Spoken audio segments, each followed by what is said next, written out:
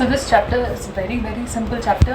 Again, this is not something where we see about theory of demand and supply and all, and other diagrams of flowcharts, nothing is there. This is just a basic chapter, just like we saw about chapter 5. So similarly, this is a basic chapter. So this is again very simple. We can just sail it through like a breeze and we will complete it quickly. So chapter 10 is about Indian economy. So the first portion நம்மளுக்கு என்ன கொடுத்துருக்காங்கன்னு பார்த்தீங்கன்னா it's about evolution of Indian economy from 1850 1991 வரைக்கும் எப்படி evolve ஆகிருக்குன்றது கொடுத்துருக்கு. So first thing being 1850 till independence வரைக்கும் how was Indian economy, that is pre independence time பீரியடில் டியூரிங் ஏன்ஷியன்ட் அண்ட் மெடிவல் டைம்ஸில் எப்படி இருந்திருக்குங்கிறது ஃபர்ஸ்ட்டு. ஸோ அந்த டைமில் India had larger share of global economy between ஃபர்ஸ்ட்லேருந்து 17th century வரைக்கும், that is almost 1700 வரைக்கும். And economy mostly pata was village centric, so not much focus on the industrial focus, and so the industrial sector, but also at the same time urban centers irundirukku, but most of the areas pata it was village centric only at that point of time. And அந்த டைமில் occupational diversity இருந்திருக்கு, especially cities la, and there was strong division of labor as well based on class, caste and gender. And India was famous for high quality handicrafts and textiles. So on the time period was known for mainly 2 or 3 sectors. One was agriculture and then handicrafts, textiles. So mostly industrial sector ingiradhu அந்த டைம்ல அவ்வளவா வந்து evolve ஆகல. That is pre-independence time period 1850 ல இருந்து 1947 வரைக்கும் majority focus was in the primary sectors only. And ancient economic thought, that is Arthashastra by Kautilya. So இது வந்துட்டு was written in around this period, that is 321 to 296 BCE. So இது என்னன்னா is basically a treatise on statecraft and economic policy. So இதில் அர்த்தசாஸ்திரால அர்த்தனா என்னன்னா it means material well-being. So material well-being தான் prosperity or growth ஓட ஃபவுண்டேஷன்னு இதில் கொடுத்துருக்காங்க. And apart from that, robust agriculture was very important to sustain the state. At that point of time, again they focus mostly on agriculture. And fair taxation இருக்கணும் for both private and state run businesses, that is both for private as well as public sector. And mostly occupation based பார்த்தா there was diversity, but again much focus was on agriculture only. And governance mostly aimed at people's welfare, that is people's welfare ங்கிறது it should be for greatest good for greatest number. And there were 7 pillars of state: king, ministers, farmland, forts, treasury, army and allies. So this is kind of a historical thing that has been given. I mean, throughout chapter we have like how Indian economy has been evolved, and over a time period la indha sectors la major focus irunduchu, and what they were doing to improve like post liberalization eppadi improve aayirukku, adukku munnadi enna challenges irukku. So idu mari nariya vishayam has been given over here. And then came British colonial impact on Indian economy. So British colonies vandadukku appuram adu eppadi Indian economy impact பண்ணுச்சுனா trade and industrial policy shift ஆச்சு. So India என்ன ஆயிடுச்சுன்னா raw material சப்ளையராக convert ஆயிடுச்சு and British குட்ஸ்க்கு market ஆச்சு. So இங்கேருந்து raw material supply பண்ணுற மாதிரி இருந்துச்சு பிரிட்டிஷ் மார்க்கெட்டுக்கு. ஸோ அந்த பாயிண்ட் ஆஃப் டைமில் earlier பார்த்தீங்கன்னா mostly focus was on agricultural sector and handicraft and textile. So அதுக்கப்புறம் இண்டஸ்ட்ரியல் செக்டர் நோக்கி திஸ் ட்ராவலிங் போஸ்ட் இந்த பிரிட்டிஷ் காலனி இந்த டைமுக்கு அப்புறம். And they follow discriminatory tariff policy. And obviously அந்த டைமில் during British colonial period there was discriminatory tariff policy, something that would be beneficial for them, but again something that is not beneficial over here. அப்போ Indian எக்ஸ்போர்ட்ஸ்க்கெல்லாம் வந்து heavy duties impose பண்ணாங்க, whereas British இம்போர்ட்ஸ்க்கு வந்து low டியூட்டிஸாக இருந்துச்சு. And அதனால because இப்போ இந்தியாவிலேருந்து export பண்ணுற குட்ஸ்க்கு ஜாஸ்தி டியூட்டிஸ் இம்போஸ் பண்ணுறாங்க, it is like tax right. So ஜாஸ்தி டியூட்டிஸ் இம்போஸ் பண்ணும்போது ஆப்வியஸ்லி இங்கே காம்படிட்டிவ்னஸ் லூஸ் பண்ணாங்க இந்தியன் மேனுஃபேக்சர் குட்ஸ் எல்லாமே and Indian companies and sectors எல்லாமே, especially the industrial ones during this British colonial period. So effect on Indian industries. So Indian industries இது எப்படி impact பண்ணுச்சுன்னா post British colony அந்த time பீரியட்க்கு அப்புறம் traditional handicrafts and small industries எல்லாமே collapse ஆயிடுச்சு. Because அவங்க வந்து மேஜராக வந்துட்டு பிரிட்டிஷ் குட்ஸ்க்கு வந்து இங்கேருந்து ரா மெட்டீரியல் சப்ளை பண்ணுற மார்க்கெட்டாக இங்கே கன்வெர்ட் ஆனதுனால மோஸ்ட்லி இந்த handicraft and textile sector so அது எல்லாமே ரொம்ப அஃபெக்ட் ஆகிட்டு. And demand எல்லாமே foreign goods க்கு shift ஆயிடுச்சு due to western influence. Again they started manufacturing the goods, especially when it comes to industrial sector they started manufacturing goods and demand எல்லாமே அங்கே shift ஆயிடுச்சு. ஸோ இங்கே competitiveness lose பண்ணிட்டாங்க Indian மார்க்கெட்டில். Indian companies எல்லாமே suffered a lot. And இதனால social and economic consequences என்னன்னா handicrafts இங்கே ஒரு மேஜரான பூமிங்கான செக்டர் முன்னாடி இருந்து அது கொலாப்ஸ் ஆனதுனால obviously unemployment was created. Unemployment rose actually. And over reliance on agriculture. So அதனால இங்கே லேண்ட் ஃப்ராக்மெண்டேஷன் ஆச்சு. சப்சிஸ்டன்ஸ் ஃபார்மிங்கிறது is kind of family farming and low productivity and poverty. And zamindari system இருக்கிறதுனால லேண்ட்லார்ட்ஸ் எல்லாமே எக்ஸ்ப்ளாய்ட் பண்ண ஆரம்பிச்சிட்டாங்க. And tenancy high rents. So basically rents எல்லாமே increase ஆக ஆரம்பிச்சிருச்சுங்க. And debt traps due to money lenders, weak agriculture and absentee landlords. So அந்த usually அந்த பீரியடில் பார்த்தா இவங்களோட இண்டஸ்ட்ரியல் செக்டர், பிரிட்டிஷோட industrial sector was booming. But the same time இங்கே ஹேண்டிகிராஃப்ட், டெக்ஸ்டைல்ஸ், அக்ரிகல்ச்சர், ஸோ இந்த எல்லா செக்டருமே got impacted adversely. Industrial development under British. And அதுக்கப்புறம் ஃபேக்ட்ரி சிஸ்டம்ங்கிறது எப்போ ஸ்டார்ட் ஆச்சுன்னா only post 1850. So this is also something that we are discussing pre independence டைமில். So factory சிஸ்டம்ங்கிறது 1850க்கு அப்புறம் ஸ்டார்ட் ஆச்சு. ஸோ அவங்க கீ செக்டர்ஸாக என்னெல்லாம் இருந்துச்சுன்னா ஃபேக்ட்ரி சிஸ்டமில் cotton mills, jute industry, so mills, industrial sectors அது எல்லாமே வந்துட்டு இன்க்ரீஸ் ஆகிட்டு பூம் ஆகிட்டு இருந்துச்சு. ஸோ காட்டன் மில்ஸ் பொறுத்த வரைக்கும் இந்தியா வந்துட்டு 5th குளோபலி வந்துட்டு இந்த ஸ்பிண்டல்ஸ் எல்லாம் மேனுஃபேக்சர் பண்ணுறதுல 1930s. தட் இஸ் 1850 இந்த ஃபேக்ட்ரி சிஸ்டம் ஆரம்பிச்சது. 1930s, that is around 40 years later, India became one of the global manufacturer, biggest global manufacturer. அதில் வந்துட்டு 5th. So 5th global manufacturer ஆனாங்க with regard to cotton mills, spindles, etc. And jute industry. So jute industry பொறுத்த வரைக்கும் raw jute யூசேஜில் வந்துட்டு India வேர்ல்ட்லேயே வந்து largest user ஆனாங்க. அண்ட் அதர் செக்டர்ஸ் எதெல்லாம் வந்துட்டு அப்போ இன்க்ரீஸ் ஆச்சு இல்லை வந்துட்டு அப்போ வந்து இண்டஸ்ட்ரியல் செக்டரில் எல்லாமே க்ரோ ஆச்சுன்னா iron, leather, paper, brewing, rice milling etcetera. So post and factory சிஸ்டம்க்கு அப்புறம் முன்னாடி வந்துட்டு emphasis was clearly in the agricultural sector, handicraft and textiles. So அதுக்கப்புறம் once British colonial டைமுக்கு அப்புறம் mostly it was into industrial sector or basically the factory system wherein they focused on cotton mills, jute industry and other sorts of mills and industries. இதோட limitation என்னென்னா producer கூட்ஸில் investment குறைஞ்சிது and industries were kept weak to avoid competition with British firms. So அந்த டைமில் pre-independence obviously India didn't get independence at that point of time, didn't get their freedom. So அந்த point of timeல இங்கே இருக்க இண்டஸ்ட்ரீஸை mostly அவங்க வீக்காகவே வச்சுக்கிட்டாங்க. டேரிஃபை நம்ம பார்த்தோம், discriminatory tariff தான் இம்போஸ் பண்ணாங்க. தட் இஸ் பிரிட்டிஷ் ஃபார்ம்ஸ்னால் அவங்க வந்துட்டு அவங்களுக்கு இம்போர்ட் பண்ணும்போது கம்மி டேரிஃப் இம்போஸ் பண்ணுவாங்க. இதே இந்தியாவிலேருந்து பண்ணுற எக்ஸ்போர்ட்லாம் ஜாஸ்தி டியூட்டிஸ் இம்போஸ் பண்ணுவாங்க. ஸோ இங்கே இருக்க இண்டஸ்ட்ரீஸை வீக்காகவே வச்சுருந்தாங்க so that they can avoid competition with themselves with the British firms. And by 1946 அப்போ manufacturing excluding cottage industries, so அது வந்துட்டு ஜஸ்ட் 7% ஆஃப் NDP தான் வந்து கான்ட்ரிபியூட் பண்ணுச்சு.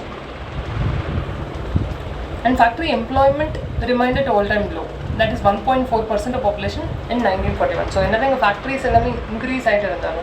அண்ட் இந்த இம்பார்ட்டன்ஸ் ஒரு எம்பசிஸ் வந்துட்டு ஸ்லோலி அக்ரிகல்ச்சரல் ஆர் ஹேண்டிகிராஃப்ட் டெக்ஸ்டைல்ஸ்லேருந்து இண்டஸ்ட்ரியல் செக்டருக்கு ஷிஃப்ட் ஆனாலும் அந்த பர்டிகுலர் செக்டர் வந்து கான்ட்ரிபியூட் பண்ண employment rate is just 1.4% of population in 1941.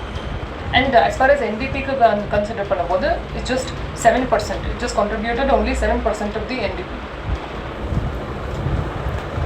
Indian economy post-independence. So post-independence 1947 to 1991.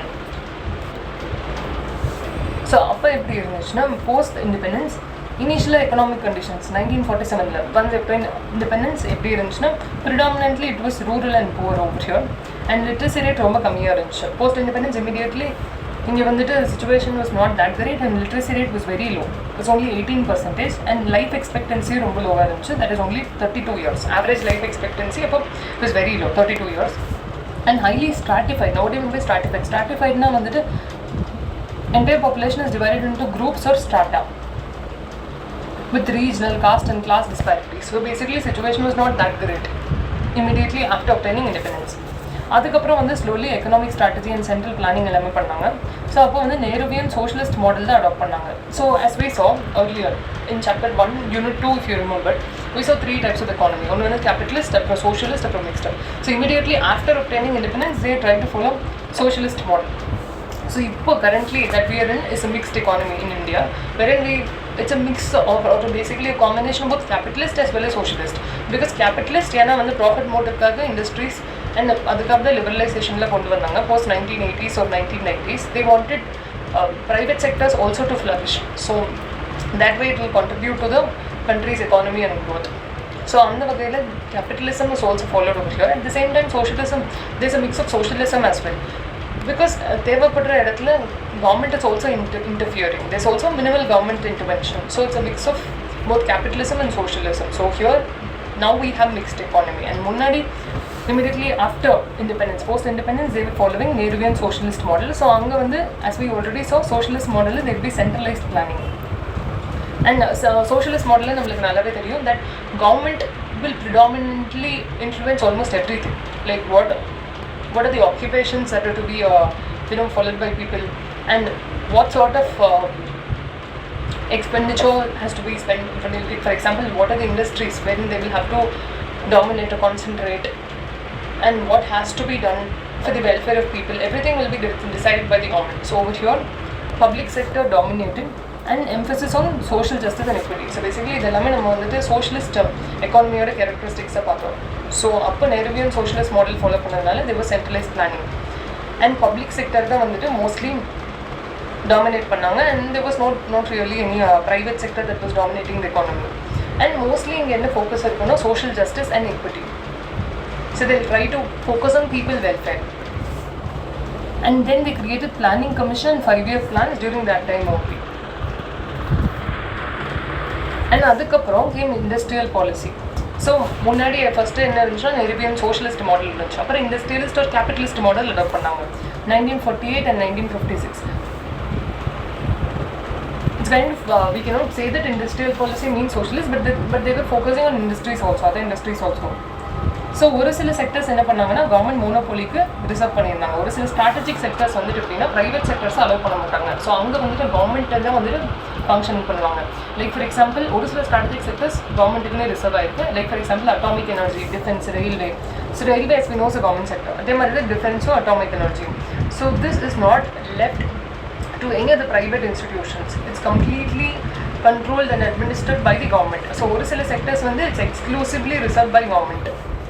And public sector என்ன பண்ணாங்கன்னா பேசிக் அண்ட் ஹெவி இண்டஸ்ட்ரீஸில் மட்டும் ப்ரையாரிட்டைஸ் பண்ணாங்க. But otherwise they also let private companies to dominate the economy as far as other products or industries are concerned. But mostly ஒரு சில செக்டர்ஸை மட்டும் வந்துட்டு government focus பண்ணுவாங்க.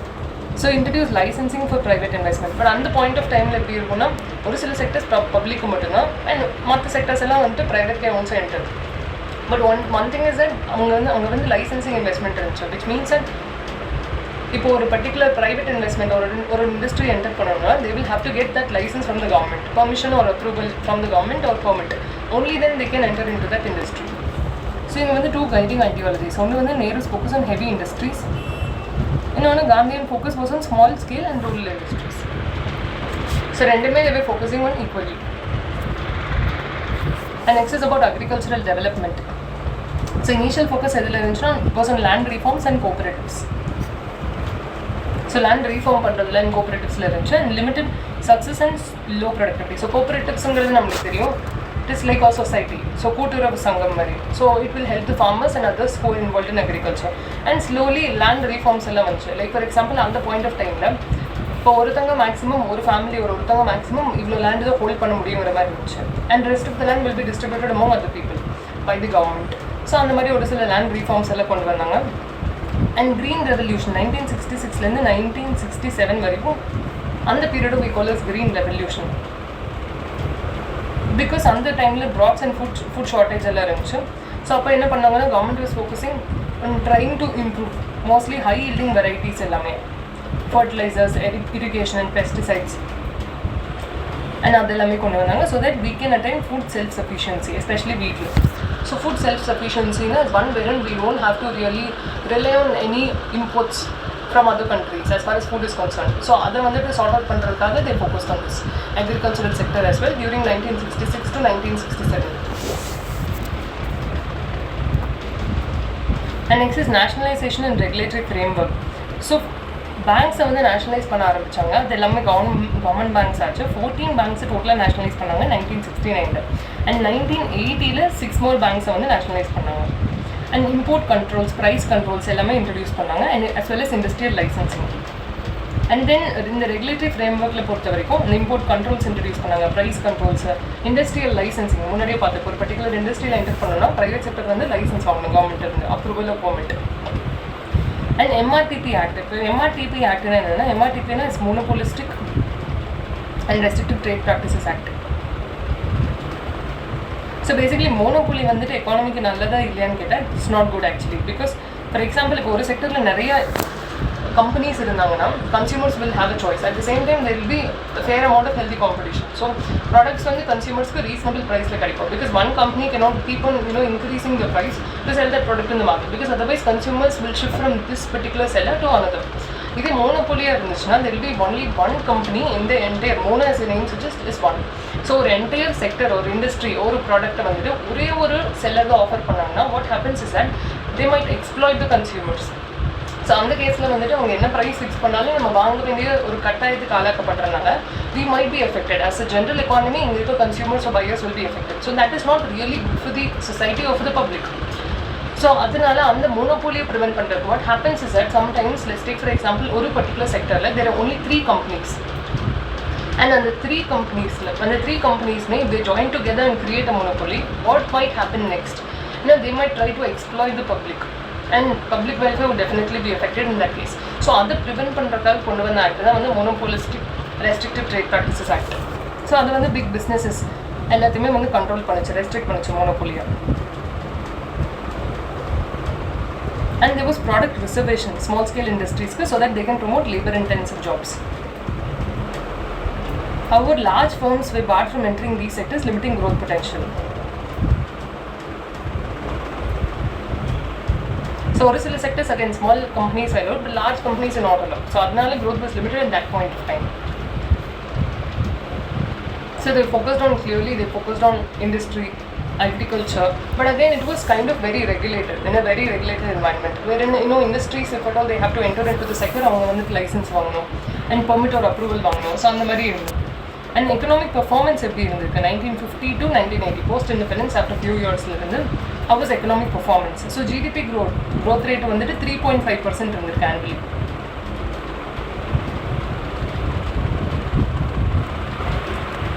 So ஜிடிபிங்கிறது என்னது, டோட்டலாக நம்ம அந்த கண்ட்ரியில் வந்து ப்ரொடியூஸ் பண்ண குட்ஸ் அண்ட் சர்வீசஸோட வேல்யூ. ஸோ அது வந்துட்டு இயர் ஆன் இயர் வந்துட்டு எவ்வளோக்கு எவ்வளோ க்ரோ ஆகுதோ it is good for the economy.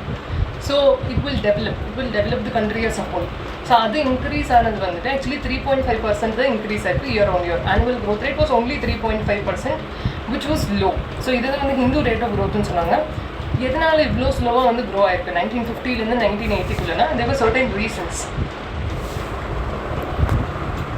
ஒன்று என்னென்னா லைசன்ஸ் ராஜ் மீன்ஸ் இப்போ ஒரு செக்டர் ஒரு இன்வெஸ்ட்மெண்ட் இல்லை வந்து கம்பெனி ஸ்டார்ட் பண்ணணும்னா private sectors will have to obtain licence from the government. So அது was kind of problematic and it was operating in a very much regulated environment. So அது definitely affected the economic performance.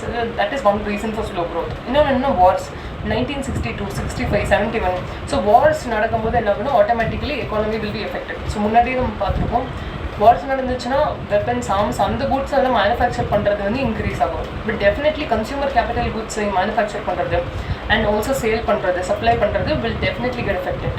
So அதனாலேயும் again slow க்ரோத்துக்கு ஒரு reason. And oil price shocks 1973, 79 அந்த ஈவெண்ட்ஸ்னால oil price impact ஆகும்போது definitely global economy including India would have been affected at that point of time. And droughts 1966, 67 முன்னாடி நம்ம பார்த்தா அந்த green revolution.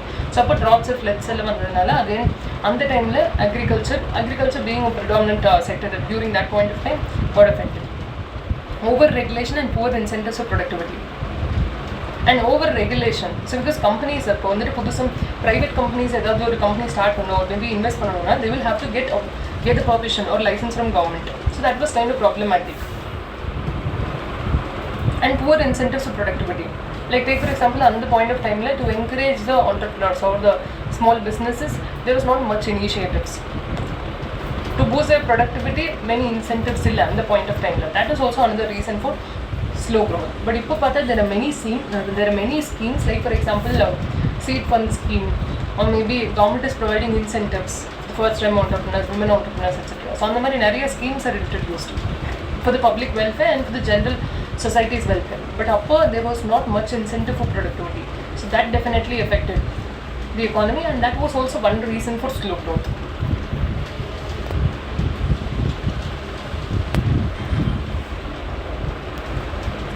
And structural problems. So வேறு என்னென்ன ஸ்ட்ரக்சரல் ப்ராப்ளம்ஸ் இருந்திருக்குன்னா அந்த டைமில் பப்ளிக் செக்டர் இன்எஃபிஷியண்ட்டாக இருந்திருக்கு அண்ட் லோ ரிட்டர்ன்ஸ் தான் வந்து கொடுத்துருக்கு. At the same time private செக்டர்ஸும் இவங்க எப்படி பண்ணி வச்சுருந்தாங்கன்னா ரொம்ப ரெகுலேட்டடாக ஹைலி ரெகுலேட்டடாக இருந்துச்சு அண்ட் எல்லாத்துக்குமே லைசன்ஸ் வாங்கணும் அண்ட் இன்சென்டிவ்ஸ் பெருசாக இல்லை. ஸோ ப்ரைவேட் செக்டரும் பெருசாக வந்துட்டு க்ரோ ஆக முடியல அந்த பாயிண்ட் ஆஃப் டைமில். ஸோ ப்ரைவேட் செக்டரும் was discourage by licensing and regulatory hurdles. So labour laws, small scale industry reservation, இது எல்லாமே வந்து லேபர் இன்டென்சிவ் க்ரோத்தை ரெடியூஸ் பண்ணிச்சு. Because again labour laws, small scale industry வந்துட்டு அதாவது லார்ஜ் ஸ்கேல் இண்டஸ்ட்ரீஸ் எல்லாம் என்டர் ஆகக்கூடாது, அந்த மாதிரி நிறைய ரிசர்வேஷன் இருந்ததுனால that also affected the growth. Closed economy means it was highly regulated பண்ணது. ஸோ அதனால it missed out on global trade opportunities. So foreign investments அதுக்கப்புறம் வந்துட்டு ஃபாரின் கம்பெனிஸ் இங்கே வரக்கு வந்துட்டு there was not much incentive for them. At the same time it was highly regulated, tax, tariff எல்லாமே. So highly complex and regulated இருந்ததுனால foreign ஆப்பர்ச்சுனிட்டிஸ்லையும் miss out பண்ணாங்க அந்த point of டைமில். Prelude to liberalization, that is 1980s. Prelude in the sense as a space that is prior, because liberalization almost 1990s அப்போ வந்துச்சு. அதுக்கு முன்னாடி 1980ஸ்லேருந்து அவங்க என்ன பண்ண ஆரம்பிச்சாங்கன்னா there was this early liberalization, that's pre-liberalization periodல என்னாச்சுன்னா ரீஃபார்ம்ஸ் கொண்டு வந்தாங்க. இருக்கிற ஒரு சில விஷயத்த வந்துட்டு if they correct and if they rectify probably large investments கொண்டு வர முடியும். and private sectors வந்துட்டு இன்னும் அவங்களால பெட்டராக as compared to that period, that is 1980 வரைக்கும் they can encourage more of private sector investment and foreign investment and grow the economy. So அந்த கேஸில் ரீஃபார்ம் பண்ண ஆரம்பித்தாங்க cautiously and quietly. ஸோ அதனால் obviously முன்னாடி ஜிடிபி growth எவ்வளோ தான் இருந்துச்சுன்னா 3.5% தான் இருந்துச்சு year on year. அதுக்கப்புறம் slowly 5.7% to 5.8% year on year வந்து grow ஆக ஆரம்பிச்சு during 6th and 7th plan. So இதில் என்னென்ன key reform measures during the pre-liberalization period என்னென்ன பண்ணியிருக்காங்கன்னா, so pre-liberalization periodங்கிறது is before liberalization, that is before 1990. என்னென்ன பண்ணியிருக்காங்கன்னா ஒன்று வந்துட்டு 25 இண்டஸ்ட்ரீஸு டீலைசன்சிங் பண்ணிட்டாங்க 1985. ஸோ டீலைசன்சிங் மீன்ஸ் அந்த இண்டஸ்ட்ரீஸ்க்கு இப்போ வந்து கம்பெனிஸ், ப்ரைவேட் கம்பெனி ஸ்டார்ட் பண்ணணும்னா they don't have to really obtain license for the same. Earlier there was license for everything. There's a huge process that has to be carried out. That in itself is tiring. So அந்த மாதிரி இல்லாமல் அந்த 25 இண்டஸ்ட்ரீஸ்க்கு டீலைசன்சிங் பண்ணிட்டாங்க. Broadband அதாவது வந்துட்டு product mix எல்லாம் வந்து change பண்ணுறதுல ஃப்ளெக்சிபிலிட்டி கொண்டு வந்தாங்க. எம்ஆர்டிபி ஆக்ட், இந்த monopolies restrictive trade practices act, அதை வந்து ரிவைஸ் பண்ணாங்க. எம்ஆர்டிபி ஆக்ட் எந்தெந்த கம்பெனிஸ்க்கு அப்ளை ஆகும்னா பெரிய கம்பெனிஸ்க்கு அப்ளை ஆகும். எந்தெந்த கம்பெனிஸை முன்னாடி வந்து அசெட் லிமிட் வந்து 20 crore இருக்க கம்பெனிக்கெல்லாம் வந்துட்டு அப்ளை ஆகும். அண்ட் இப்போ வந்துட்டு என்ன பண்ணிட்டாங்கன்னா அந்த லிமிட்டு அந்த பாயிண்ட் ஆஃப் டைமில், தட் இஸ் 1980ல் அந்த லிமிட்டை இன்க்ரீஸ் பண்ணிட்டாங்க. 20 லிமிட்லேருந்து 20 crore-லேருந்து 100 crore அசெட் லிமிட் இருக்க கம்பெனிஸ்க்கு மட்டும் தான் எம்ஆர்டிபி ஆக்ட் அப்ளை பண்ணாங்க. அண்ட் மோட்வேட் சிஸ்டம் இன்ட்ரடியூஸ் பண்ணாங்க, which is modified value added tax. So double டாக்ஸேஷனில் இருந்துச்சு முன்னாடி. ஸோ அதை ரெடியூஸ் பண்ணுறதுக்காக மேனுஃபேக்சரர்ஸ்க்காக மோட்வேட் இன்ட்ரடியூஸ் பண்ணாங்க. அண்ட் செபி எஸ்டாப்ளிஷ் பண்ணாங்க 1988ல் ஒரு நான் ஸ்டாச்சுட்டரி பாடியாக. ஓப்பன் ஜென்ரல் லைசன்ஸ் ப்ரொவைட் பண்ண ஆரம்பித்தாங்க. அந்த லிஸ்ட்டை வந்து எக்ஸ்பாண்ட் ஆக ஆரம்பிச்சு. பிகாஸ் அகைன் எல்லாத்துக்குமே லைசன்ஸ் வாங்கி பண்ணணும்னா that in itself is supported for economic growth. And private sectors வந்து உள்ளே இன்வெஸ்ட் பண்ணி அவங்க ஸ்டார்ட் பண்ணுறதுக்கு it might be an obstacle. So அது வந்துட்டு அந்த ஓப்பன் ஜென்ரல் லைசன்ஸ் லிஸ்ட்டை என்ஹான்ஸ் பண்ணாங்க, இன்னுமே இம்ப்ரூவ் பண்ணாங்க. அண்ட் எக்ஸ்போர்ட் இன்சென்டிவ்ஸ் எல்லாமே இன்ட்ரடியூஸ் பண்ணாங்க. அதுலேயே தேவை no incentive for productivity. But அதுக்கப்புறம் 1980க்கு அப்புறம் எக்ஸ்போர்ட் இன்சென்டிவ்ஸ் எல்லாம் இன்ட்ரடியூஸ் பண்ணாங்க. So that will also contribute to the GDP, right? Export பண்ணாங்க. அண்ட் எக்ஸ்சேஞ்ச் ரேட்டை டீவேல்யூ பண்ணாங்க பை 30%, எக்ஸ்போர்ட்ஸ் பூஸ்ட் பண்ணுறதுக்காக. அண்ட் சிமெண்ட், அலுமினியம் செக்டர் அது எல்லாமே டீரெகுலேட் பண்ணாங்க. பிகாஸ் earlier வந்து என்னென்னா இப்போ higher tax, higher tariffs and also higher regulations இருந்துச்சுன்னா it will be complex for the companies to start with new business or maybe to start a company or to run a company. So basically அது எல்லாமே liberalise பண்ணுவாங்க. And tariffs, tax எல்லாமே tariffs வந்து reduce பண்ணாங்க, charges எல்லாமே. And imports வந்து liberalise பண்ணாங்க 1986 பட்ஜெட்டில். ஸோ இம்போர்ட்ஸ் லிபரலைஸ் பண்ணாங்கன்னா what happens is take for example இங்கே இருக்க கம்பெனிஸ்க்கு ரா மெட்டீரியல்ஸ் வேணும்னா அதை இம்போர்ட் பண்ணி தான் அந்த ரா மெட்டீரியல்ஸ் வச்சு ப்ரொடியூஸ் பண்ண முடியும்னா that will not just boost imports but also exports. So imports liberalise பண்ணுற அளவுக்கு it is better for the country. So limitations and challenges என்னென்னா, ஒன்று வந்துட்டு இந்த ரீஃபார்ம்ஸ் எல்லாமே பண்ணாங்க. But there was no comprehensive framework. Structurally அந்த distortions meaning நிறைய வந்து ப்ராப்ளம்ஸ் கண்டினியூ ஆகிட்டே இருந்துச்சு. Because of poor infra, bureaucratic delays இருந்துச்சு இது இம்ப்ளிமெண்ட் பண்ணுறதுல. அண்ட் பப்ளிக் செக்டர் இன்எஃபிஷியன்சிஸ் இருந்துச்சு. அண்ட் ப்ரைவேட் இன்வெஸ்ட்மெண்ட் அப்போவுமே வந்து ரெஸ்ட்ரிக்ட் பண்ணி வச்சுருந்தாங்க due to licensing, reservation policy and import controls. Foreign investment is still they were discouraging by protectionist mindset. And legacy of 1980s reforms. But slowly, they started adopting market-friendly reforms. Market-friendly reforms na one way they could, encourage the private sector and foreign investment along. So, adnala positively growth impact irundhuchu of even partial liberalization. So, இது வந்துட்டு ஒரு foundation மாதிரி இருந்துச்சு. அதாவது pre liberalisation அவங்க பண்ணது வந்துட்டு அந்த லிபரலைசேஷனுக்கு ஒரு ஃபவுண்டேஷன் மாதிரி இருந்துச்சு. ஸோ தட் இன்னும் காம்ப்ரிஹென்சிவான ரீஃபார்ம்ஸ் எல்லாம் அவங்க நியூ எக்கனாமிக் பாலிசி NEP 1991 அப்போ இன்ட்ரடியூஸ் பண்ணாங்க. ஸோ இந்த எக்கனாமிக் ரீஃபார்ம்ஸ் என்னெல்லாம் 1991 நியூ எக்கனாமிக் பாலிசியில் என்னெல்லாம் ரீஃபார்ம்ஸ் இன்ட்ரடியூஸ் பண்ணாங்கன்னா அது பார்க்கறதுக்கு முன்னாடி எதுக்காக இந்த ரீஃபார்ம்ஸ் எல்லாம் தேவைப்படுது. First fiscal imbalance. So fiscal deficit இருந்துச்சு. ஃபிஸ்கல் டெஃபிசிட்னு fiscal meaning money which is used by the government for the people, right? So அது வந்துட்டு fiscal deficit எதாக இருந்துச்சு. மீனிங் எக்ஸ்பெண்டிச்சர் எப்போவுமே வந்துட்டு ஃபிஸ்கல் எக்ஸ்பெண்டிச்சர் எப்போவுமே ஃபிஸ்கல் இன்கம் விட ஜாஸ்தியாக இருந்துச்சு. ஸோ அதை அட்ரஸ் பண்ணுறதுக்கு டெஃபினெட்லி கவர்மெண்ட் வந்து ஒரு சில ரீஃபார்ம்ஸ் கொண்டு வர வேண்டி இருந்துச்சு. And rising public debt. அதே தொடர்ந்து வந்து ஃபிஸ்கல் டெஃபிசிட் இருந்ததுனால they had to borrow a lot of money. So அதனால லார்ஜ் ஷேர் ஆஃப் ரெவன்யூ அந்த இன்ட்ரெஸ்ட் பேமெண்ட்டுக்கே போயிடுச்சு. ஃபிஸ்கல் டெஃபிசிட் இருக்குது. டெஃபிசிட்டை மீட் அவுட் பண்ணுறதுக்காக they had to take loans. அந்த லோன்ஸ்க்கு வந்துட்டு ஹியூஜ் இன்ட்ரெஸ்ட் அமௌண்ட் பே பண்ண வேண்டி இருக்கிறதுனால அகைன் அந்த revenue was contributed mostly to these interest payment. And gulf war oil shock 1990. So oil price எல்லாம் 1990 இன்க்ரீஸ் ஆனதுக்கப்புறம் டெஃபினெட்லி பேலன்ஸ் பேமெண்ட்ஸ் இங்கே எஃபெக்ட் ஆச்சு. And foreign exchange crisis. Forex reserves வந்து $1.2 billion reduce ஆயிடுச்சு. ஸோ அதை வச்சு வெறும் 2 weeks ஆஃப் இம்போர்ட் தான் வந்துட்டு மீட் அவுட் பண்ணுற மாதிரி இருந்துச்சு. ஃபாரெக்ஸ் ரிசர்வ்ஸ் வந்து டிராஸ்டிக்லி ரெடியூஸ் ஆயிடுச்சு. பிகாஸ் ஃபாரெக்ஸ் ரிசர்வ்ஸ் எந்தளவுக்கு ஜாஸ்தியாக இருக்கும் அந்தளவுக்கு நிறைய மந்த்ஸோட இம்போர்ட்ஸ் நம்ம மீட் அவுட் பண்ண முடியும். And that will improve the country situation. But இங்கே வந்து it was at a very low level. Import restrictions. Import restrictions நிறைய இம்போஸ் பண்ணதுனால ஆப்வியஸ்லி இண்டஸ்ட்ரியல் இன்புட் என்ன ஆயிடுச்சுன்னா ரொம்ப குறைய ஆரம்பிச்சிருச்சு. பிகாஸ் இம்போர்ட்டில் ரொம்ப ரெஸ்ட்ரிக்ட் பண்ணிட்டே இருக்காங்க. And we need certain raw materials. அதை சப்போஸ் நம்ம இம்போர்ட் பண்ண முடியலன்னு டெஃபினெட்லி இங்கே output will drastically reduce. IMF conditionality. IMFங்கிறது international monetary fund.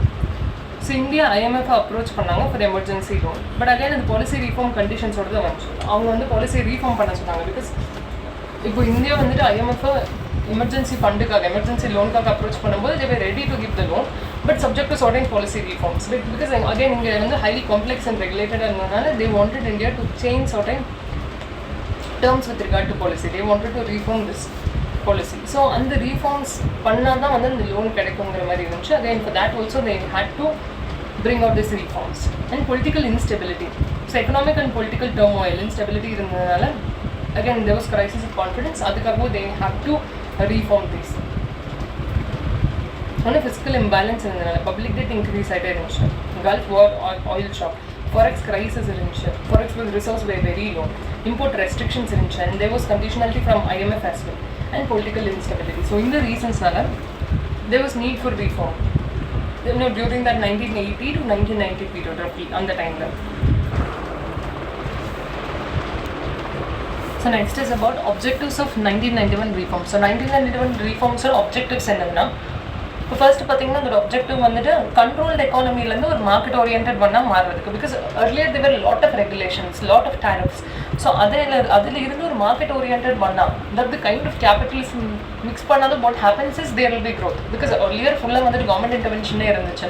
And there was not much space for the private sector entities to flourish. So அந்த controlled economy wherein tariffs everything were highly regulated and complex. So இந்த ரீசன்னால என்னென்னா foreign கண்ட்ரீஸ்லேருந்து investment இங்கே வர வைக்கிறது was very complex. So அதனால this 1991 reform was need of the hour at that point of time. That is something that we could say. Stabilize the macroeconomy by reducing fiscal deficit, improving BOP and restoring investor confidence. And not just that, so controlled economy la market oriented maathrom. And not just that, market overall economy, macro economy stabilize pananum because inga fiscal deficit irundhuchu. So first adhe reduce pananum. And BOP, balance of payments, as far as forex situation is concerned, athayum increase pananum. And investor oda confidence restore pananum. So idukkaga definitely on the point of time la reforms was very much needed. So enna type of reforms alla kondu vandanga one வந்து stabilization measures, இன்னொன்று structural reform. The stabilization and structural enna difference na structural was focusing on the long term thing வேறு ஸ்டெபிலைசேஷனுங்கிறது current சுச்சுவேஷனை short டேர்மில் stabilise பண்ணுறதுக்காக. So ஸ்டெபிலைசேஷனுங்கிறது short term measures. So inflation control பண்ணுறதுக்கு, BOP balance of payments correct பண்ணுறதுக்கு. So இதுக்காக ஒரு சில ஸ்டெபிலைசேஷன் மெஷர்ஸ் எல்லாம் கொண்டு வந்தாங்க. ஸ்ட்ரக்சரல் ரீஃபார்ம்ஸுங்கிறது லாங் டேர்ம் ஃபோக்கஸ் பண்ணாங்க. இன்எஃபிஷியன்சிஸ் எல்லாம் இம்ப்ரூவ் பண்ணி காம்படிட்டிவ்னஸை பூஸ்ட் பண்ணுறதுக்காக இன்னொரு ஸ்ட்ரக்சரல் ரீஃபார்ம்ஸ் எல்லாம் கொண்டு வந்தாங்க.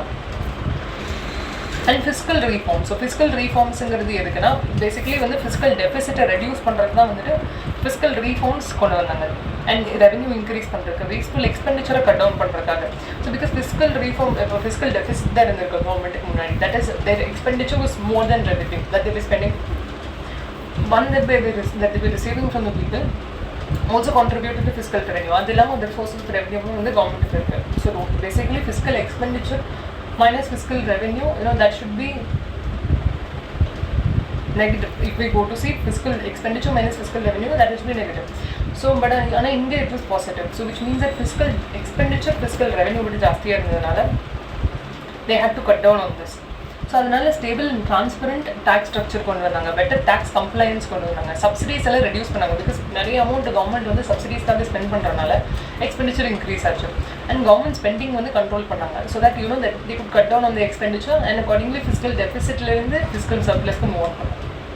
and public sector units ல disinvestment பண்ணாங்க, because certain units or sectors வந்துட்டு public sector எதுல எல்லாம் இருக்க தேவையில்லைன்னு நினைச்சாங்களோ and எதுல liberalize பண்ணலாம்னு நினைச்சாங்களோ அதுல இருந்து they divested themselves and அதில் டிஸ்இன்வெஸ்ட் பண்ண ஆரம்பித்தாங்க. அண்ட் ப்ரைவேட் செக்டர் இன்வால்வ்மெண்ட்டும் வந்து ப்ரொமோட் பண்ணாங்க. Agreement with RBI to phase out deficit financing by 1997 to 1998. and 1994 they also agreed with the RBI இந்த டெபிசிட் ஃபினான்சிங்கை ஃபேஸ் அவுட் பண்ணுவாங்க. ஸோ 1994 என்ன வந்துட்டு அக்ரி பண்ணாங்கன்னா by 1997, that is within a span of 3 to 4 yearsக்குள்ள இந்த deficit ஃபினான்சிங்கை face out பண்ணணும்னு சொல்லிட்டு agri பண்ணாங்க. And deficit financing means for them to spend on the this deficit thing, they had to finance from various banks. So they got into an agreement with the Central Bank of India that they have to face out this by 1997 to 1998. So next thing is about monetary and financial sector reforms. So monetary and financial செக்டரில் என்னென்ன reforms கொண்டு வந்தாங்கன்னா, so ஒன்று வந்து fiscal reforms எல்லாமே கொண்டு வந்தாங்க. அப்புறம் மானிட்டரி அண்ட் ஃபினான்ஷியல் செக்டரில் ரீஃபார்ம்ஸ் கொண்டு வந்தாங்க. So that efficient and competitive financial system create பண்ண முடியும். ஒன்று வந்துட்டு இன்ட்ரெஸ்ட் ரேட்ஸ் எல்லாம் லிபரலைஸ் பண்ணாங்க. ஸோ பேங்க்ஸ் முன்னாடி எப்படின்னா கவர்மெண்ட் தான் வந்து கண்ட்ரோல் பண்ணுவாங்க, எவ்வளோ வந்து டெபாசிட் ரேட் ஃபிக்ஸ் பண்ணுவோம், எவ்வளோ லெண்டிங் ரேட் ஃபிக்ஸ் பண்ணுவோம். அதுக்கப்புறம் ஒன்ஸ் இந்த monetary and financial sector reform கொண்டு வரும்போது பேங்க்ஸுக்கு அந்த ஒரு லிபர்ட்டி கொடுத்தாங்க. ஸோ அவங்க வந்துட்டு அவங்களோட சாய்ஸில் அவங்க வந்துட்டு எவ்வளோ டெபாசிட் அண்ட் லெண்டிங் ரேட் வச்சா கரெக்டாக இருக்குங்கிறது பொறுத்து they started fixing those rates. And private and foreign பேங்க்ஸோட என்ட்ரிக்கு அப்புறம் காம்படிஷன் இன்க்ரீஸ் ஆச்சு. பிகாஸ் மோஸ்ட்லி முன்னாடி வந்துட்டு they try to nationalize all the banks. And also most of the sectors வந்துட்டு கவர்மெண்ட்டோட கண்ட்ரோலில் தான் இருந்துச்சு. ஸோ அதை ரெடியூஸ் பண்ணாங்க. And also private and foreign banks வந்து என்டர் பண்ணதுக்கப்புறம் competition also got increase. SLR, CRR அது எல்லாமே வந்துட்டு ரெடியூஸ் பண்ணாங்க பெட்டர்மெண்ட்டுக்காக as per Narasimhan Committee 1991. And branch licensing policies எல்லாமே வந்து லிபரேட் பண்ணாங்க. பிகாஸ் அதே முன்னாடி வந்துட்டு ப்ரைவேட் செக்டர்னாலே வந்துட்டு நிறைய லைசன்சிங் பாலிசிஸ் இருந்துச்சு. that they will have to get license for everything. whatever sector that may be, they had to get license. So அதை ஸ்லோவாக வந்து லிபரலைஸ் பண்ண ஆரம்பிச்சாங்க. அண்ட் அந்த கைண்ட் ஆஃப் அந்த கண்ட்ரோல் என்வைரன்மெண்ட்லேருந்து ஒரு மார்க்கெட் ஓரியன்ட் என்வைரன்மெண்ட் ஷிஃப்ட் பண்ணுறதுக்கு என்னென்ன ஸ்டெப்ஸ் எடுக்கணுமோ அது எல்லாமே பண்ணாங்க. Not just in fiscal reform but also in monetary and financial sector reform. And prudent accounting norms எல்லாம் இன்ட்ரடியூஸ் பண்ணாங்க, அசெட் கிளாசிஃபிகேஷன், பேண்டட் ப்ரொவிஷன்ஸ்க்கு. So this is something that I think we've already studied. Asset classification and banded provisions வந்துட்டு இப்போ banks NBFCலலாம் வந்துட்டு asset classification இருக்கும், standard அசெட்டா இல்லை டவுட்ஃபுல் அசெட்டா, அந்த ஒரு கிளாசிஃபிகேஷன் எல்லாமே கொண்டு வந்தாங்க. So that they can find out actually வந்துட்டு எவ்வளோ அசெட்ஸ் ரெக்கவர் பண்ண முடியும். அண்ட் கரண்ட்டுக்கு வந்து ஃபினான்ஷியல் ஆக்சுவல் ஒரு ரியல் ஃபினான்ஷியல் பொசிஷன் தெரிஞ்சுக்கிறதுக்காக இந்த நார்ம்ஸ் எல்லாம் இன்ட்ரடியூஸ் பண்ணாங்க. அண்ட் அது இல்லாமல் கேபிட்டல் மார்க்கெட்டில் என்னென்ன ரீஃபார்ம்ஸ் கொண்டு வந்தாங்கன்னா 1988 I think already we saw.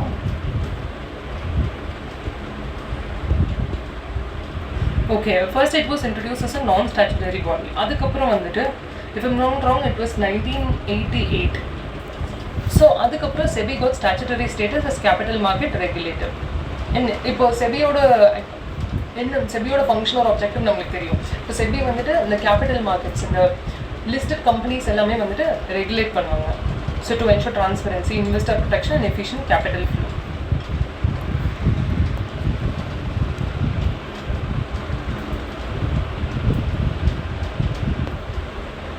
New industrial policy, 24 July 1991. Extending new industrial policy, 24 July 1991.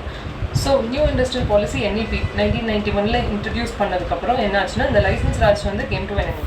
And the license raj means for each and every industry, private sectors will have to get license. And competition promote பண்ணாங்க. So licensing என்ன பண்ணாங்கன்னா நிறைய இண்டஸ்ட்ரீஸ்க்கு abolish பண்ணிட்டாங்க. இப்போ strategic ஒன்ஸ்க்கு மட்டும் வந்துட்டு government கிட்ட தான் லைசன்ஸ் இருந்துச்சு.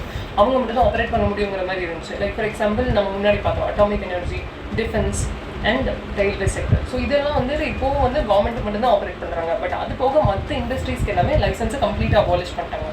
அண்ட் பப்ளிக் செக்டர் வந்துட்டு is restricted to 8. Now it is 2.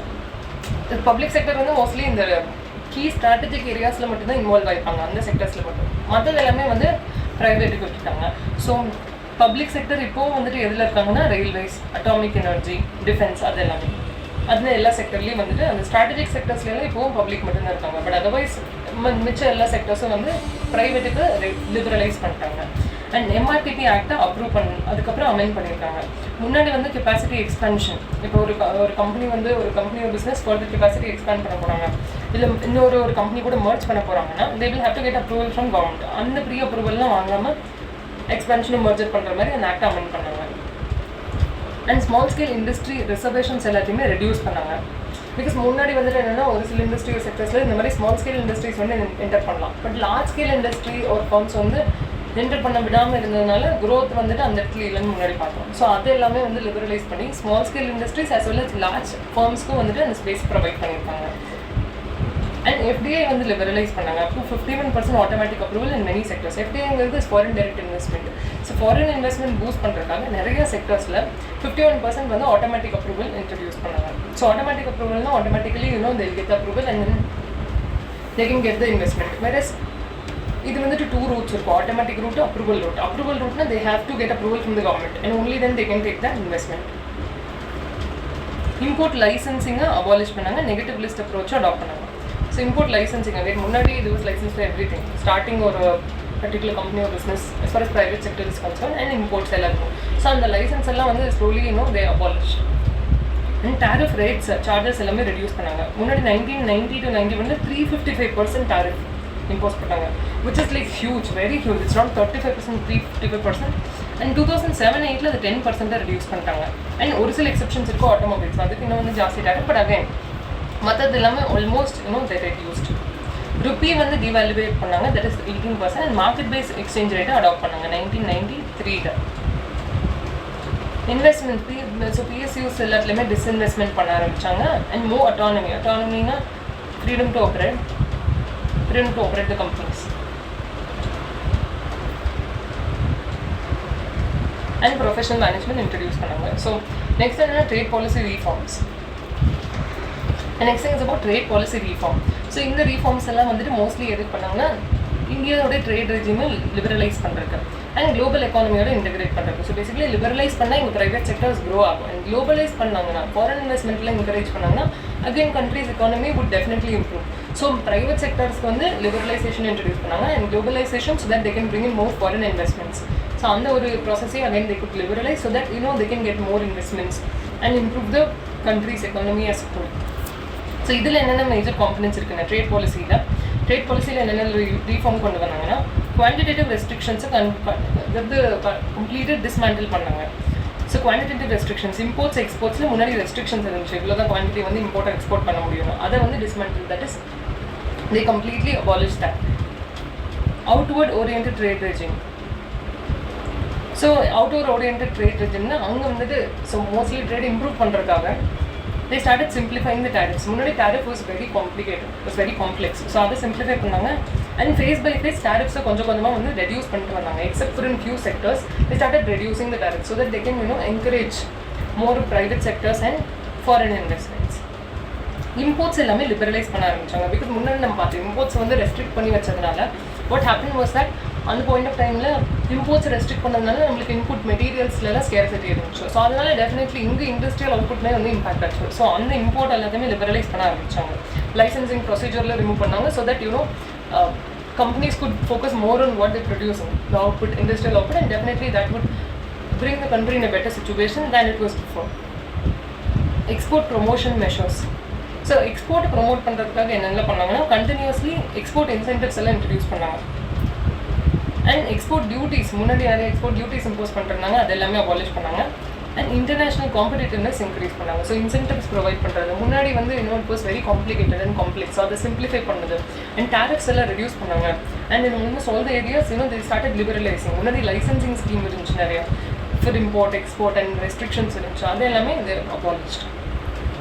And exchange rate la enna reform kondu vandirukanga. Next is about exchange rate reforms. So 1991 la India had fixed exchange rate system with rupee pegged to basket of currency. So July 1991 la what happened was that they devalued the rupee by 18 to 19%. And 1992 la dual exchange rate system introduced pannanga, wherein part of imports they paid at free market rates and rest வந்து government mandated rate la they started paying. In 1993 March, the exchange rate got unified and they introduced managed floating exchange system, which still continues. See, again it was complicated earlier and they started introducing schemes which made it better, and later it was simplified and that made the whole process easier. And key changes என்னென்ன கொண்டு வந்திருக்காங்க, over 31 years of economic reforms.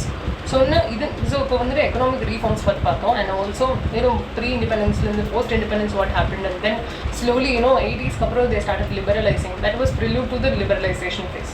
That it was kind of trailer of that liberalization phase. So அதுக்கப்புறம் 1990 how things got liberalized and what all they wanted to introduce. So அந்த மாதிரி they started introducing many reforms and it definitely had a positive impact on the economy. So அந்த economic ரீஃபார்ம்ஸ்னால என்னென்னலாம் changes ஆகிருக்கு அப்படின்னா, என்னென்னலாம் important changes ஆகிருக்கு. Over the period of 31 years நிறைய எக்கனாமிக் ரீஃபார்ம்ஸ் இன்ட்ரடியூஸ் பண்ணியிருக்காங்க. அண்ட் அதனால வாட் ஆல் சேஞ்சஸ் எனக்கு be possibly seen maybe changes that happened என்னென்னா, ஒன்று வந்து குளோபல் இன்டெகிரேஷன். ஸோ இந்தியா வந்து குளோபல் எக்கானமி கூட இன்டெகிரேட் பண்ணி ஆப்ரேட் பண்ண முடிஞ்சது, எஸ்பெஷலி அந்த இம்போர்ட்ஸ் எக்ஸ்போர்ட்ஸ் எல்லாம் லிபரலைஸ் பண்ண முடியும். Market orient shift. முன்னாடி வந்து கவர்மெண்ட் வந்துட்டு it was kind of centralised planning method. So அதுலேருந்து மார்க்கெட் ஓரியன்ட் ஷிஃப்ட் இருந்துச்சு, வெறும் கவர்மெண்ட் இன்டர்வென்ஷன் அண்ட் கண்ட்ரோல் முடிஞ்சளவுக்கு ரெடியூஸ் ஆகிட்டே வந்துச்சு. அண்ட் ப்ரைவேட் செக்டர் க்ரோ ஆச்சு, பிகாஸ் இந்த லைசன்சிங் ஸ்கீம் எல்லாம் வந்து லிபரலைஸ் பண்ணதுக்கப்புறம் ஆப்வியஸாக ப்ரைவேட் இன்வெஸ்ட்மெண்ட் அண்ட் ஆண்டர்பிரினர்ஷிப்பில் இன்க்ரீஸ் இருந்துச்சு, சர்ஜ் அண்ட் க்ரோ ஆச்சு. Definitely that contributed to increase in country's GDP. And global competitiveness increase ஆச்சு இன் sectors like auto components, telecom, software, pharmaceuticals, biotechnology and professional services. Technology and finance access வந்து ஈஸியாச்சு, trade controls எல்லாம் வந்து ease out பண்ணதுக்கப்புறம். Foreign investments நல்லாவே encourage பண்ண முடிஞ்சிருக்கு. FDI inflows and foreign portfolio investments எல்லாம் பிறந்து. ஸோ அந்த லிபரலைசேஷனுக்கு அப்புறம் ஸ்டடியாக this inflow of this FDI and foreign portfolio investments. And forex reserves வந்து முன்னாடி நம்ம பார்த்தோம் 2 weeks இம்போர்ட்ஸ் வந்து அதாவது மீட் அவுட் பண்ணுற அளவுக்கு தான் இருந்துச்சு, which was very low. So அதை வந்து தேவ் இன்க்ரீஸ். அண்ட் இப்போ வந்து there's enough reserve to cover 8 months of import. இது வந்துட்டு குளோபலி வந்துட்டு இது லார்ஜஸ்ட். அண்ட் முன்னாடி it was very weak because only 2 weeks of imports could be met out அந்த பர்டிகுலர் அந்த ஃபாரெக்ஸ் ரிசர்வ் அந்த பாயிண்ட் ஆஃப் டைமில். அதுக்கப்புறம் இந்த லிபரலைசேஷன் ஸ்கீமெல்லாம் இன்ட்ரடியூஸ் பண்ணதுக்கப்புறம் இந்த increase reserves and accordingly 8 months of imports meet out பண்ணுற அளவுக்கு ரிசர்வ்ஸ் மெயின்டைன் பண்ண முடிச்சுது. And services trade surplus. So IT and financial services செக்டரில் நல்லா பூம் ஆனதுக்கப்புறம் ஆல்மோஸ்ட் 3.7% ஆஃப் ஜிடிபிக்கு கான்ட்ரிபியூட் பண்ணுச்சு. And currency stability. ஸோ இப்போ வந்துட்டு currency has become stable as compared to other emerging market economies. And domestic economic growth. So domestically economic growth has been stable and the economy has strengthened because of increased income, large domestic market and high aggregate demand. And resilience to global shocks. So munnadi vandittu if there's anything that is happening globally, maybe any recession or depression is going on, India got affected very badly due to that, along with the other countries when there was international impact. So இப்போ வந்து India is placed in a better position to face if there's any global headwinds. So வேற ஏதாவது ஒரு கண்ட்ரியில் ஏதாவது அட்வர்ஸாக impact ஆனால் கூட இங்கே ஃபேஸ் பண்ணுறதுக்கு they've developed the situation. Poverty reduction. Definitely poverty has reduced to a significant extent because நம்ம பார்த்தோம் post independence immediately in the 1947-50. So அந்த time பீரியடுக்குள்ள there was poverty, low level of literacy rate, இது மாதிரி நிறைய problems இருந்துச்சு. அதை இப்போ முடிஞ்ச அளவுக்கு வந்துட்டு they've addressed. And increased competition in financial services. So liberalization is definitely financial services liberalization improve ஆனதுனால கஸ்டமருக்கு சாய்ஸ் இருக்கு and efficiency improve ஆயிருக்கு and investment in growth வந்துட்டு we could witness in financial services sector. Infra growth. So definitely infra has grown to a significant extent post liberalization and agriculture's declining share. So over 4 decades continuously there has been decline in value added share of agriculture and allied activities, which means other activities like industrial and other sectors are steadily growing and financial sector deepening.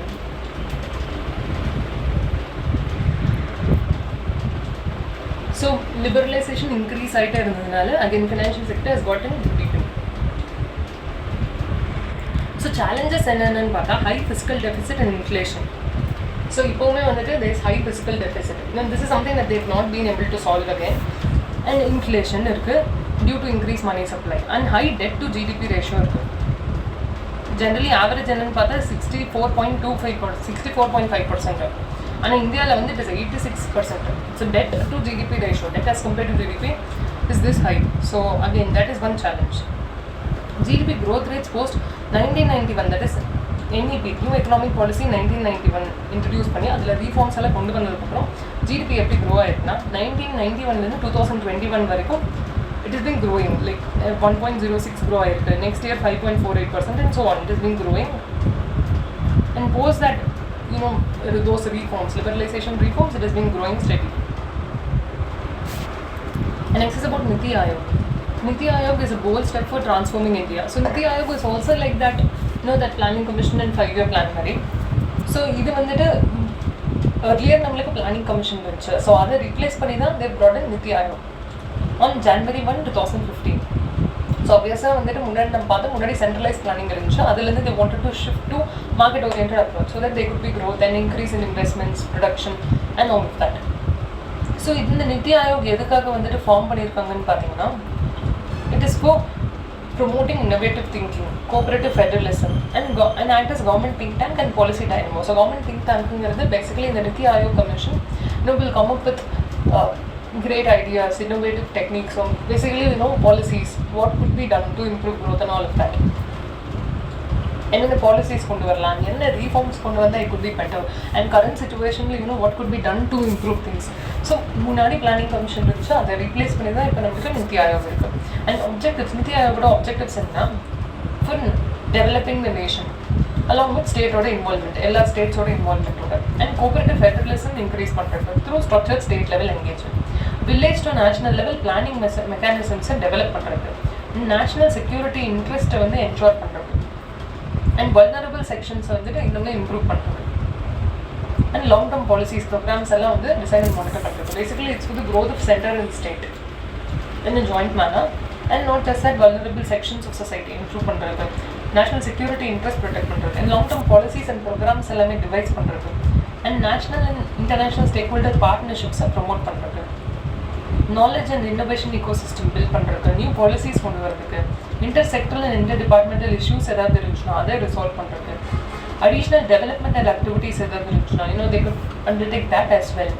Technology and capacity building, innovation, இதுக்கெல்லாம் importance கொடுத்ததுக்கு incentive provide பண்றதுக்கு, புதுசு policies, you know, that could be brought in, and reforms that could be brought in for the center and state growth, and it will act as research and resource center and governance and development and implementation program வந்துட்டு they will devise and they will implement. So அதை monitor and evaluate பண்றது. So இதெல்லாம் தான் வந்துட்டு objectives of Niti Aayog. What are the key initiatives that they have taken? Right, so என்னெல்லாம் key initiatives எடுத்திருக்காங்கன்னா ஒன்று life initiative. So life initiative எதுக்குன்னா it's for promoting sustainable consumption, replacing the use and dispose model. So use and reuse model, reuse and recycle. So அந்த model கொண்டு வந்தா that ensures sustainable consumption. So present consumption irukku, that presently நம்ம consume பண்றோம் goods and services. Not just that, in the goods and services would have to be, you know, made available for the future generation as well. And not just that, in a few years கழிச்சும் it has to be sustainable. These goods and resources will have to be sustained. So use and dispose model வந்துட்டு அவங்க நீக்கிட்டு use and reuse and recycle model கொண்டு வரதுக்கு life initiative. இந்த ஒரு initiative எடுத்திருக்காங்க. And இன்னொன்னா national data and analytics platform NDAP. So data accessibility increase பண்ணுறதுக்கு இந்த ஒரு பிளாட்ஃபார்ம் கொண்டு வந்திருக்காங்க. And Shunya campaign. ஸோ இது எதுக்குன்னா எலக்ட்ரிக் வெஹிக்கிள்ஸ் எல்லாமே ப்ரொமோட் பண்ணுறது for cleaner air. And Amrit. So இந்த மாதிரி நிறைய ஸ்கீம்ஸ் பாலிசிஸ் வந்து as a think tank as a policy dynamo devise பண்ணி இம்ப்ளிமெண்ட் பண்ணியிருக்காங்க. இது எதுக்குன்னா எலக்ட்ரிக் வெஹிக்கிளை பற்றி இன்ஃபர்மேஷன் அதுக்கான ஒரு centralise portal Amrit. Next is India policy insights IPI methanol economy programme. So இது என்னன்னா ஆயில் இம்போர்ட்ஸ் எமிஷன்ஸ் எல்லாம் வந்து ரெடியூஸ் பண்ணுறதுக்கு. And transforming India's gold market. So இது எதுக்குன்னா கோல்டு செக்டர் எக்ஸ்போர்ட்ஸ் எல்லாம் வந்து இன்க்ரீஸ் பண்ணுறதுக்காக இந்த ஒரு ஸ்கீம் கொண்டு வந்திருக்காங்க. கிரிட்டிசிசம்ஸ் அண்ட் லிமிடேஷன்ஸ் என்னென்னா for NITI Aayog proper planning authority இல்லை. அண்ட் ப்ராப்பர் வந்து உங்களுக்கு எக்ஸ்பெண்டிச்சரில் கண்ட்ரோல் இல்லை. அண்ட் ப்ராப்பர் பட்ஜெட்டரி கண்ட்ரோல் இல்லை. And this lack of autonomy and balance of power. So இதெல்லாம் இல்லாதது ஒரு kind of challenges they're facing. இதில் ஒரு limitation. And also ministry of finance compare பண்ணும்போது they are weak. They don't have that much authority autonomy. Budgetary control இல்லை, proper எக்ஸ்பெண்டிச்சரில் control இல்லை. So again அதனால அது ஒரு டெவலப்மெண்டல் இன்ஃப்ளூயன்ஸ் அஃபெக்ட் ஆகுது. when it comes to expenditure and then planning and budget, definitely Ministry of Finance is got the power. So அந்த அளவுக்கு உங்களுக்கு authority and power autonomy இல்லாதனால அது ஒரு limitation. And next is about current state of Indian economy, a brief overview. So current state of Indian economy எப்படி இருக்கு? ஒன்று வந்து primary sector and then we have secondary and tertiary sector. So வந்து நம்ம 3 sectors divide பண்ணலாம் current economy பொறுத்த வரைக்கும். So primary sectorல என்ன இருக்குன்னா agriculture and related activities, agriculture and allied activities. So primary sectorல நம்மளுக்கு agriculture and allied activities இருக்கு. So இங்கே வந்து agriculture the largest livelihood provider. That is almost 47% of population வந்துட்டு is into agriculture. And India தான் வந்துட்டு milk, pulses, jute, spices இதெல்லாமே produce பண்ணுறதுல largest producer in the world. And many food categories பொறுத்த வரைக்கும் India is second largest producer. And this agriculture that is primary sector contributes around 18.8% to GVA, gross value added. And food grain production வந்து இங்கே almost 315.7 million tons reach ஆயிருக்கு by 21-22. So recent trends என்னென்னா private investment, அக்ரிகல்ச்சரில் private investment வந்து 9.3% increase ஆயிருக்கு by the year 2020-21. அண்ட் 22-23 there was growth of around 3.5% in sowing and other allied activities. And government measures. So government measures என்னென்னா minimum selling price. So government வந்து இப்போ இந்த agriculture sector is also a major contributor to the economy. So இதை பற்றி நம்ம statistics பார்த்தோம். So இதுக்காக government என்னென்ன ஸ்டெப்ஸ் எல்லாம் வந்து ஆக்டிவ்லி எடுக்கிறாங்க so that they can sustain the sector, they can grow the sector, they can help grow the sector. So இதுக்கு என்னெல்லாம் பண்ணியிருக்காங்கன்னா they've set the minimum selling price at least 1.5% production cost. For example இப்போ rice வந்துட்டு for example manufacture பண்ணுறது 100 rupee ஆகுது per கிலோனா, at least 1.5% is the minimum selling price that they have set, which means at least 150 rupees the selling price is being set. And infra development, so agri infra fund, FPO, Kishan Rail, so they are taking many initiatives to improve the agricultural sector. And insurance, PMFBY and other supports alla provide பண்றாங்க. PM Kisan scheme, soil health card, PKVY, mission for edible oil, MIDH, micro irrigation fund. So இந்த மாதிரி நிறைய schemes undertake பண்றாங்க and also introduce பண்றாங்க so that they can help improve the agricultural sector. And exports promotion through APEDA. Liberalization, 100% FTA in food retail and e-commerce. 100% FTA is allowed, is permitted. And what are the challenges in implementing those measures, especially for the agricultural sector? One is the small fragmented land holdings, that's a problem. Low productivity and surplus, water stress or other natural factors, soil degradation, unscientific farming, so that's an issue. And poor market infra and logistics, inadequate diversification and poor harvest management, technological backwardness. Climate change and monsoons crops vulnerable again is one more problem. And volatile fluctuating food prices and limited export readiness, persistent poverty and malnutrition in rural areas. So this many நிறைய challenges இருக்கு. Even if agricultural sector 47% almost contribute பண்ணாலும் entire population ல வந்துட்டு 47% agriculture involved ஆயிருந்தாலும் there are many challenges.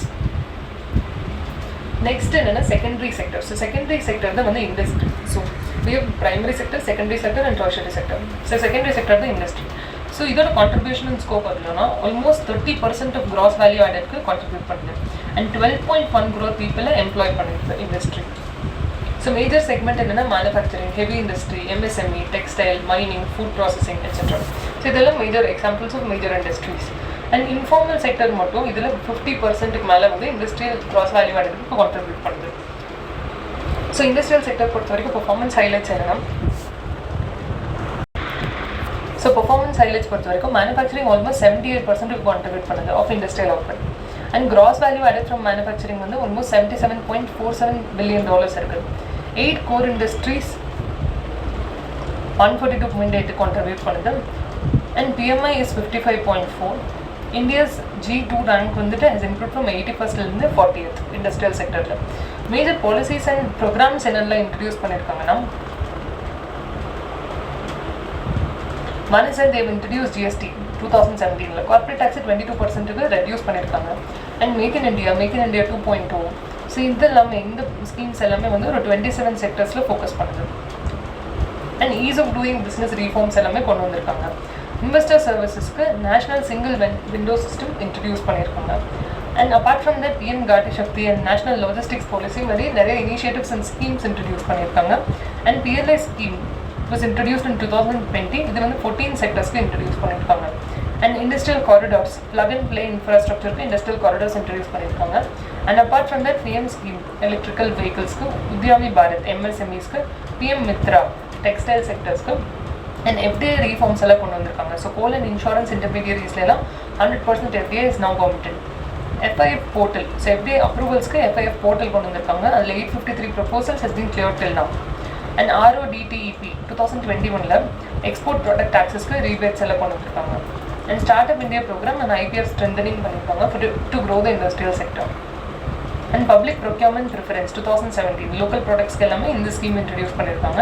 And ECLGS emergency credit ஆக்சஸ்க்கு ECLGS introduce பண்ணியிருக்காங்க. So technological shifts focus on industry 4.2. So நான் currently இப்போ இருக்க இண்டஸ்ட்ரீஸில் மேஜராக வந்துட்டு they're focusing on artificial intelligence, IoT, Internet of Things, cloud computing, etc. And national manufacturing policy body, they're targeting at least 25% GDP share from manufacturing by 2025. And FDI inflows in 21-22 எவ்வளோ இருந்திருக்குன்னா இந்த industrial செக்டரில் $58.77 billion. $58.77 billion US dollars. And what are the challenges in this particular sector? That is secondary sector, industrial sector. Infra and skilled laborக்கு இங்கே shortage இருக்குது. And import dependence mainly because for manufacturing import dependence irukku and exchange rate is completely volatile. And credit access issue irukku for MSMEs. Inefficient and loss making public sector units irukku. And labor disputes and productivity concerns, especially in industrial sector as compared to the other one, primary sector. Low export competitiveness and global demand fluctuations, high input cost and inflation, global uncertainty, monetary tightening, fuel price hikes and informal sector dominance. So in the very many challenges are faced in the industrial or secondary sector. And then the next third type of sector is tertiary sector, that is services sector. So services sector definitely India economic growth ஒரு major part play பண்ணுது. Industrialization ங்கிற traditional part, because again earlier agricultural industrial sector தான் இருந்துச்சு. இப்போ அதே சர்பாஸ் பண்ணிட்டு growth provide பண்ணுற அளவுக்கு services sector is playing a crucial role. So இந்தியாவோட growth trajectory எப்படி இருந்துச்சுன்னா, from agriculture like ideally it should have moved to industrial sector and then to the services sector, but in India the growth has been like from agricultural sector straight away it has grown to dominate through the services sector only, not through the industrial sector, skipping the industrial dominance phase. Scope of services sector. So national industrial classification 2008 படி service sectorல என்னெல்லாம் includedனா wholesale and retail trade, vehicle repair, transportation and storage, accommodation and food services, information and communication, financial insurance, real estate, professional, scientific and technical, administrative and support, public administration, defense and social security, education, health and social work, arts, entertainment, recreation, other services, household services for home use, and extraterritorial organizations. So இதெல்லாம் வந்து roughly different types of services that we have over here. So economic contributions பொறுத்த வரைக்கும் services, that is tertiary sector, accounts for almost 53.89% of India's total gross value added. And gross value added from services sector has been 96.54 lakh crores in 2020-21. And this services sector has got the highest labor productivity. And இது வந்து Indian எக்கானமியில் definitely it's fastest growing segment. Growth drivers என்னென்னா mostly knowledge based சர்வீசஸில் rapid growth பார்க்க முடியுது. IT, legal, marketing, administration etcetera. And IT based இதில் வந்துட்டு we can see that there's both increase in production as well as consumption. And startups especially has been proliferated, that is has increased and also has grown rapidly in the following sectors: IT, fintech, edtech and health tech. So in the multi sectors again there has been rapid expansion in the services and tech combined sectors like IT, fintech, edtech and health tech. So global standing among the top 10 WTO members in services export and imports, India stands among the top 10 WTO members, World Trade Organization members. And services exports மட்டும் வந்துட்டு November 2022ல $27 billion இருந்திருக்கு from India, showing resilience even during COVID-19. Foreign direct investment.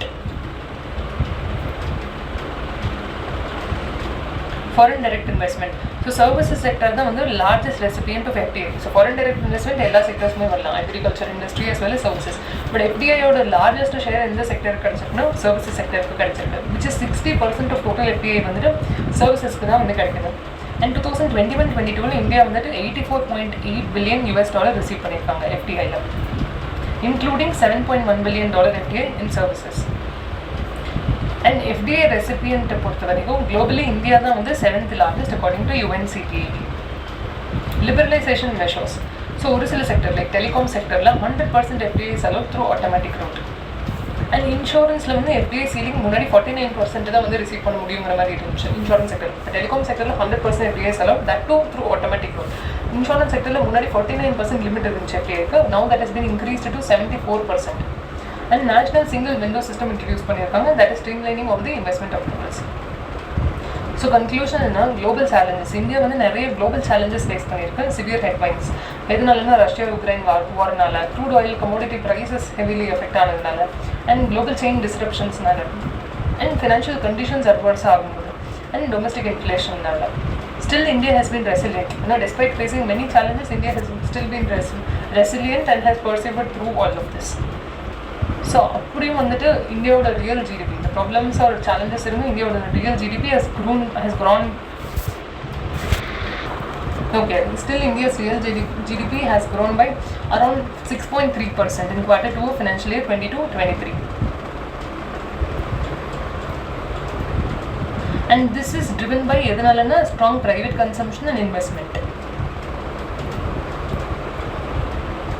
And mostly வந்துட்டு இப்போ global shocks இருந்தாலும் India is insulated from these, meaning India has a capacity to protect itself from the international shocks because இங்கே large domestic market இருக்கு, and also see international trade flow is very volatile, is fluctuating, but அதுக்கு limited exposure மட்டுமே இருக்கிறதுனால it's not very much affected by the global shocks or the international adversities that are happening. Overall outlook என்னன்னா, India Development Update, World Bank November 2022. So India Development Update, World Bank November 2022 recognizes India as more resilient than the other emerging and developing markets. So which is again a positive sign. And also structurally they have shifted towards the services, domestic demand and policy reforms. So adinala they are also able to withstand all the global uncertainties. Thank you.